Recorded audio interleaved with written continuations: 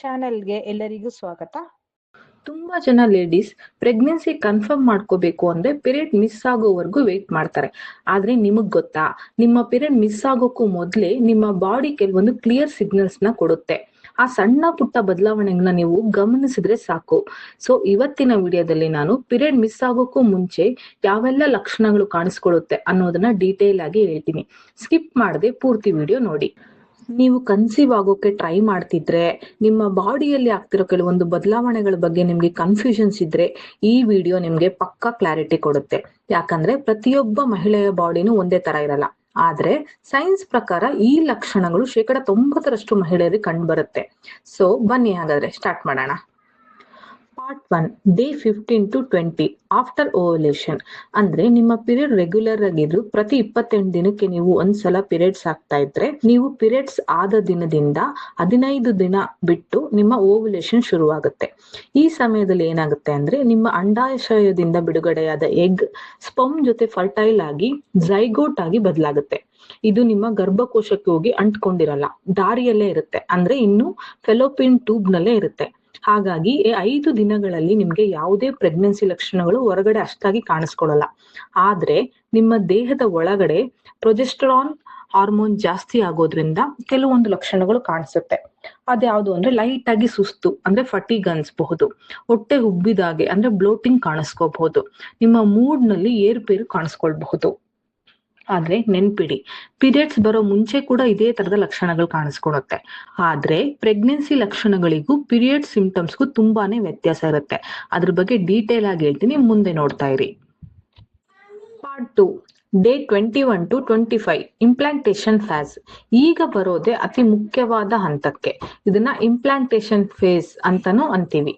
Day 21ರಿಂದ 25ರ ಒಳಗೆ ಆ ಫರ್ಟಿಲೈಟ್ ಆದ ಎಗ್ ಹೋಗಿ ನಿಮ್ಮ ಯೂಟ್ರಸ್ ಗೋಡೆಗೆ ಅಂಟ್ಕೊಳ್ಳುತ್ತೆ, ಅಂದ್ರೆ ಗರ್ಭಕೋಶದ ಗೋಡೆಗೆ ಅಂಟ್ಕೊಳ್ಳುತ್ತೆ.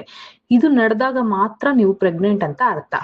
ಇಲ್ಲಿ ನೀವು ಗಮನಿಸಬೇಕಾದ ಮುಖ್ಯ ಲಕ್ಷಣಗಳು ಯಾವ್ದಂದ್ರೆ, ಲೈಟ್ ಕ್ರಾಂಪಿಂಗ್, ಹೊಟ್ಟೆ ಕೆಳಭಾಗದಲ್ಲಿ ಲೈಟ್ ಆಗಿ ಚುಚ್ಚಿದಂತೆ ಆಗುತ್ತೆ. ಇದು ಪೀರಿಯಡ್ಸ್ ಪೇನ್ ಅಷ್ಟು ಸ್ಟ್ರಾಂಗ್ ಆಗಿ ಇರಲ್ಲ.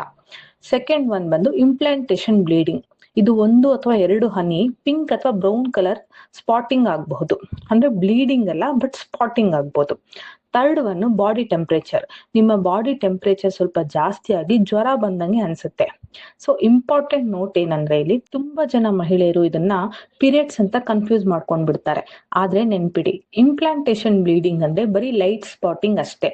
ಇದು 1 ಅಥವಾ 2 ದಿನಕ್ಕಿಂತ ಜಾಸ್ತಿ ಇರೋದಿಲ್ಲ. ಪಾರ್ಟ್ 3, ಡೇ 26 ಇಂದ 28 ಅಥವಾ 30 ಅಂದ್ರೆ ನಿಮ್ಮ ಪೀರಿಯಡ್ಸ್ ಯಾವ ತರ ಆಗುತ್ತೆ, 30 ಡೇಸ್ಗೆ ಆಗುತ್ತಾ 28 ಡೇಸ್ಗೆ ಆಗುತ್ತಾ ಅನ್ನೋದು ನೋಡ್ಕೊಳ್ಳಿ.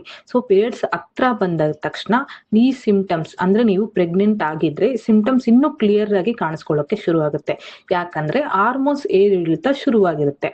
ಸೊ ಫಸ್ಟ್ ನೀವು ಗಮನಿಸಬೇಕಾಗಿರೋ ವಿಷಯ ಅಂದ್ರೆ ಬ್ರೆಸ್ಟ್ ಟೆಂಡರ್ನೆಸ್, ಅಂದ್ರೆ ಸ್ತನಗಳು ಭಾರವಾದ ಅನುಭವ, ಮುಟ್ಟಿದ್ರೆ ನೋವಾಗೋದು, ಸೆನ್ಸಿಟಿವ್ ಅನ್ಸೋದು. ಇದು ಪ್ರೆಗ್ನೆನ್ಸಿಯ ಮೊದಲ ಮುಖ್ಯವಾದ ಸೈನ್. ಇನ್ನ ಸೆಕೆಂಡ್ ಒನ್ ಬರೋದಾದ್ರೆ ವೈಟ್ ಡಿಸ್ಚಾರ್ಜ್, ಹಾಲಿನಂತೆ ಅಥವಾ ಬಿಳಿ ಡಿಸ್ಚಾರ್ಜ್ ಆಗುತ್ತೆ. ಇದರಲ್ಲಿ ಯಾವುದೇ ಕೆಟ್ಟು ವಾಸನೆ ಇರಲ್ಲ. ಸೊ ಥರ್ಡ್ ಒನ್ ಬಂದು ತುಂಬಾನೇ ಸುಸ್ತಾಗುತ್ತೆ, ಫಟಿಗ್ ತುಂಬಾನೇ ಇರುತ್ತೆ. ಜಾಸ್ತಿ ಏನು ಕೆಲಸ ಮಾಡಿದ್ರು ಕೂಡ ಸುಸ್ತಾಗುತ್ತೆ, ಯಾವಾಗೂ ಮಲ್ಕೊಂಡಿರೋಣ ಅನ್ಸುತ್ತೆ. ಯಾಕಂದ್ರೆ ಪ್ರೊಜೆಸ್ಟರಾನ್ ಹಾರ್ಮೋನ್ ಇಂದ ಈ ತರ ಆಗ್ತಾ ಇರುತ್ತೆ. ಸೊ ಫೋರ್ತ್ ಒನ್ ಬಂದು ಫ್ರೀಕ್ವೆಂಟ್ ಯೂರಿನೇಷನ್, ಪದೇ ಪದೇ ಮೂತ್ರ ವಿಸರ್ಜನೆ ಮಾಡ್ಬೇಕು ಅಂತ ಅನ್ಸೋದು.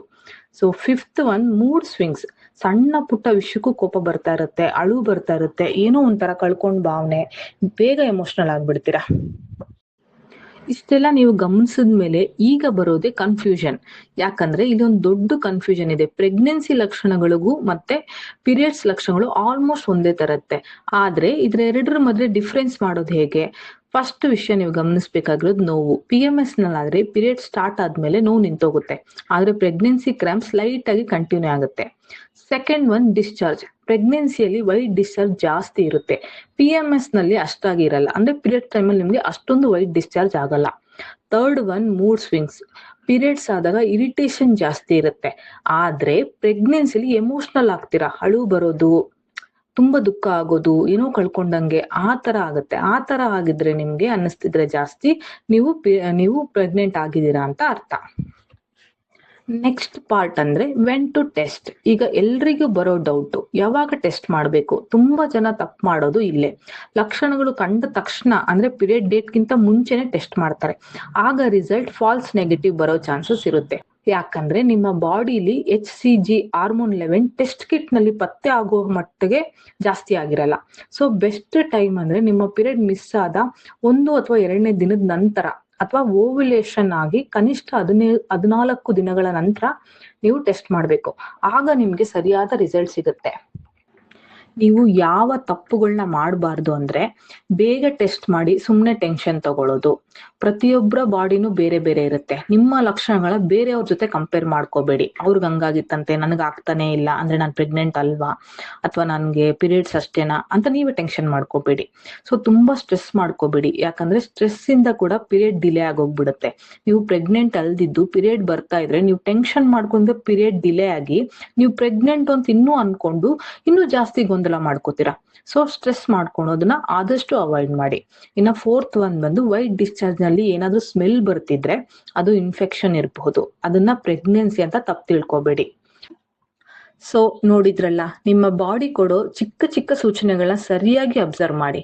ಈಗ ನಿಮ್ಗೆ ಯಾವ ತರ ಲಕ್ಷಣಗಳು ಕಾಣಿಸ್ಕೋತಾ ಇದೆ, ಆ ವೇಟಿಂಗ್ ಪೀರಿಯಡ್ ಅಲ್ಲಿ ನಿಮ್ಗೆ ಯಾವೆಲ್ಲ ಸಿಂಪ್ಟಮ್ಸ್ ಬರ್ತಾ ಇದೆ ಅನ್ನೋದನ್ನ ಕಮೆಂಟ್ ಅಲ್ಲಿ ತಿಳಿಸಿ. ನಾನ್ ನಿಮ್ಗೆ ಪರ್ಸನಲ್ ಆಗಿ ರಿಪ್ಲೈ ಮಾಡಿ ಗೈಡ್ ಮಾಡ್ತೀನಿ. ಈ ಮಾಹಿತಿ ನಿಮ್ಗೆ ಇಷ್ಟ ಆಗಿದ್ರೆ ವಿಡಿಯೋಗೊಂದು ಲೈಕ್ ಕೊಡಿ. ಇಂಥದೇ ಹೆಲ್ತ್ ಅಂಡ್ ಪ್ರೆಗ್ನೆನ್ಸಿ ಟಿಪ್ಸ್ ಗಾಗಿ ನಮ್ಮ ಚಾನಲ್ಗೆ ಸಬ್ಸ್ಕ್ರೈಬ್ ಮಾಡೋದನ್ನ ಮರಿಬೇಡಿ. ನೆಕ್ಸ್ಟ್ ವಿಡಿಯೋದಲ್ಲಿ ಸಿಗೋಣ. ಅಲ್ಲಿವರೆಗೂ ಧನ್ಯವಾದಗಳು.